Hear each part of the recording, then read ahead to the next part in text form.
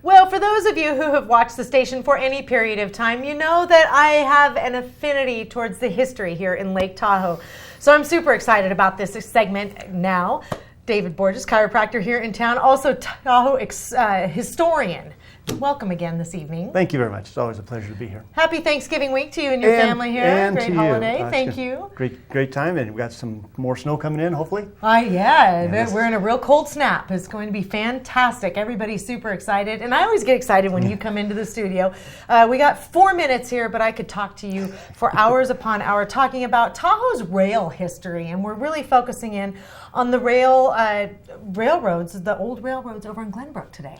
Yeah, we actually had 5 different railroads in the Tahoe Basin, which we have none at this point in time. Yeah. But one of the rails, most of them were because of hauling lumber to get to Glenbrook. And the way the lumber industry did getting the wood, they knocked the wood down, they'd put it on a train, take that train, put it in, get it out to the lake, dump the logs into the lake, and they would get all those logs over to Glenbrook, or most of them were Glenbrook. There's some going on at North Shore, but be like barge, right? It was a barge. They would just tie the logs together in a boom, and they would drag it from boats and get it over to Glenbrook. And in Glenbrook, they actually had 3 different lumber mills, and that's the area on the screen now is where the wood we cut down, put into the lake, hauled over to Glenbrook, and then the thing I wanted to talk about today is the flume, not the flume, but the switchback trains.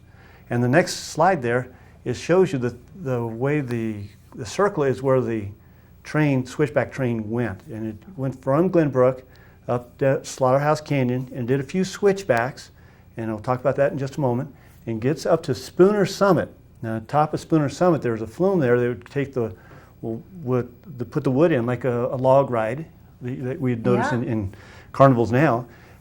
And that wood would go all the way down to south of Carson City, and they'd put it on another train and get that up to Virginia City. This must have been quite a rail system. I mean, I'm looking at the same map here on my desk as you were seeing there on the screen. But right there, just north of the Tunnel Creek area, that's a pretty severe switchback right there for them to have built that railway. How incredibly forward thinking for that engineering feat. It was amazing what the men and women did in that era to get the gold and silver out of the Virginia City mines.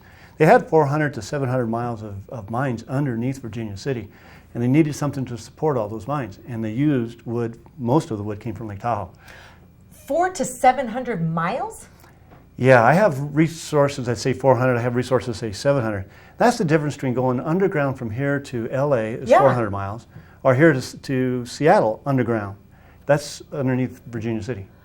Unbelievable. Yeah. That's fascinating. I mean, to think about the activity that went on back then. You know, we think about Old West, maybe even Sleepy Nevada or the saloons. No, there was it wasn't all about the party. This is incredibly hard work and brilliant minds putting this together. With limited tools relative to what we have today. They didn't have excavators. They didn't have crawler tractors. They had men and shovels and handsaws, and they did all that. It was amazing.